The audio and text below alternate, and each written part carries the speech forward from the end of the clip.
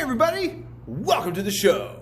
It's now time for your fit, fun, footloose, and fancy-free Friday workout. Yeah, let's get excited, let's get pumped, let's get thrilled, and have some spills and chills while we get in here for our fun for the day. So, here's what you guys got going on. As always, on Friday, we try to do as much volume as humanly possible. This way, what we do is we get a little bit more cardiovascular as we move towards our Saturday sweat session. So let's talk about your Friday workout. You guys got 4 exercises. It's 5 rounds worth of work. Everything is 20 total reps inside of the first section. Your second section has 2 exercises. It's 3 rounds worth of work, 20 reps for each one of those as well. So that's very simple, actually, very straightforward. I try to keep it like that as a general rule. I had several other workouts up there, but I felt like this one was going to kind of be where I wanted us to be at, honestly speaking. Just kind of see. Let's see where we're at. Let's make that push, because as you can tell, it's 100 reps of everything up here and then 60 reps of everything down here. So like I said, it's quite a big load for some of the clients. So like I said, let's see where we're at. Let's challenge ourselves a little bit and then go from there. Now that we've talked about the protocol that you guys have for today, let me show you how the exercises work. Hello, welcome to my gym. In my gym, I tell you how to work out safely and effectively in order to make sure you see all the success that you want to see. With that being said, hopefully you guys are doing okay. Let's talk about your exercise protocol for today. So, what we have going on is, much like I talked about in the previous part of this video, you guys have 4 exercises. It's 5 rounds worth of work. It's 20 reps total for everything. Here's your first exercise, which is just basically the push-up. Yep, I'm going to explain it. Here we go. So with the push-up, you can do it on your knees or toes on the ground. That part doesn't matter. But I say, you guys are probably at home or you're somewhere else. Like I said, let's not worry about whether it's a girly push-up or a manly push-up. It's like, no, just do it on your knees or your toes. A push-up is a push-up is a push-up is a push-up. It doesn't matter where your angle is. All that matters is you challenge yourself to do as much as you can. That's what matters. No stigma, no judgment. Let's get into this. So I'm gonna do it from my toes. So you're here, feet between hips, shoulder width apart. Then what you're gonna do is you're gonna let yourself down and then push back up.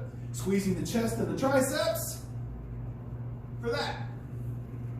If it's too hard to get to the ground for any reason whatsoever, that's okay, guys, because you guys can always put yourself on a bench or on a couch or on a chair. Same thing applies. Just put your hands on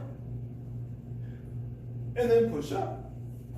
Like I said, you can also do these on the wall or on a bar or anything that elevates your body up off the ground if it's just too difficult to get on the ground.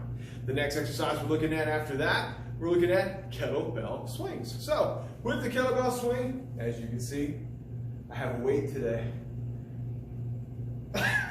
That's thinking.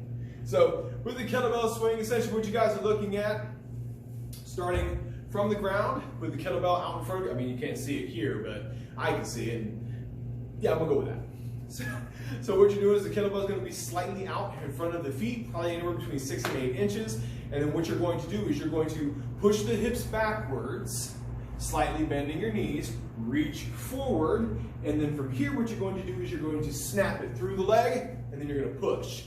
Bending over, so it's on the way down, you squeeze your abs. On the way up, you squeeze your butt.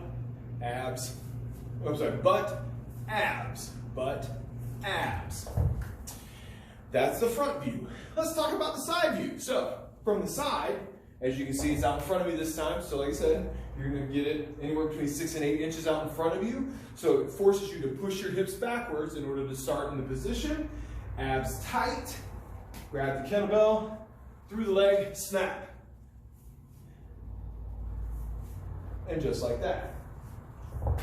If you feel that too much in your lower back, if you feel it, if you feel it anywhere, then in your butt and in your hamstrings, let's change that up just a little bit, first and foremost. What you're gonna do is you're gonna do more of a deadlift. Still roughly the same range of motion, just not as ballistic. This way, it saves the energy and your spine. So then what you're doing here is you're actually gonna bring the kettlebell a little bit closer, so now instead of being out in front, it's between your feet to start. And then what you're gonna do from here is you're gonna still push your hips back, Squeeze your stomach here, stand and squeeze your butt, and then let it back down. Stand and squeeze your butt, and then let it back down. And then there's that. Now, if it's too much to use it with weight at all, what you can do here is you can just reach forward, still pushing your hips backwards, and then stand up straight. Reach forward, still pushing your hips back for the exercise. The next thing you guys are doing after that is a touchdown squat. Let me back up. I don't know why I'm coming closer to the camera, as if it makes a difference. So, what you guys are doing with a touchdown squat, you're gonna start with your feet up underneath your hips, and then you're going to hop out, squat down, up, and back in. So it's out, down, up, and in. If you guys can't do that, that's okay. Walk it out, squat down, walk it back in. Walk it out, squat down, walk it back in. Those are your 2 levels of the touchdown squat. The last thing you guys are doing is just any version of the row. You can do both hands at the same time. You can do the 2-point row. You can do a body weight row if you're fortunate enough to have the straps, and you can hook it up to a door jamb or something to that effect. But if you don't have that, that's okay. I'm gonna show you the 2-point row. So it's 1 foot forward, 1 foot back. And then what you're going to do is you're gonna go, starting from where your knee's at, you're gonna pull into your hip and back down. Hip and back down.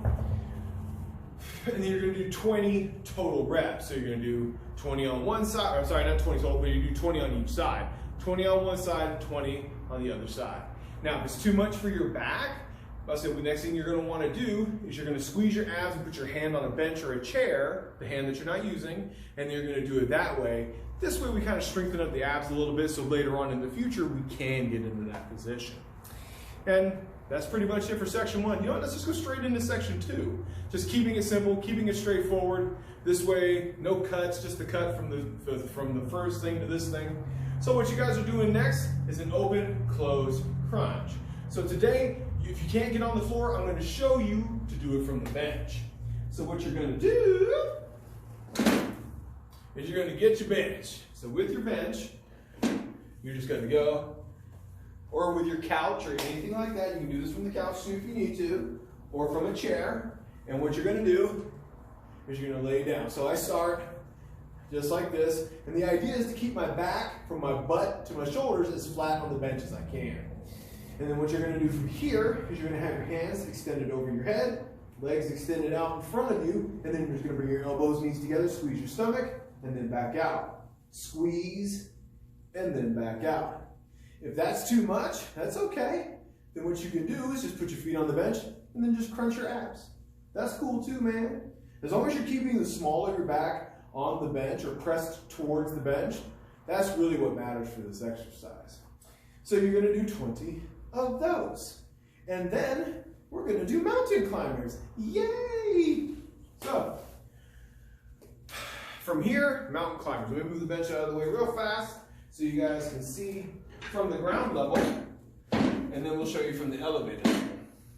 So, from the ground level, what you're going to be doing is you're going to be putting your hands on the ground in the push-up position. And then from here, what you're going to do is just 1 knee forward at a time, doing 20 total.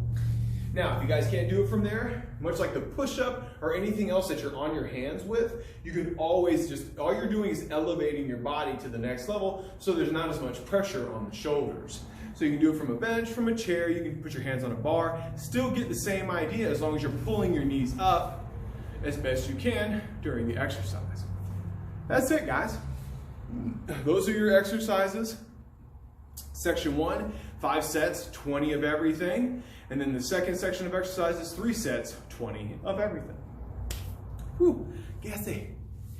So that's it. What did you guys think? We did good? We doing okay? Awesome. Thank you guys, as always, for watching these videos, sharing with friends, liking, commenting, sharing, and subscribing to everything that we do. I always genuinely appreciate it. This is one of my favorite things to do, is to come in here and show everybody how easy and how effective exercise can be for you, as long as you just put the effort into it. That's all I ever ask, is just give yourself 100% of whatever it is you have left into what it is you need to do. I love and appreciate all you guys, and enjoy the rest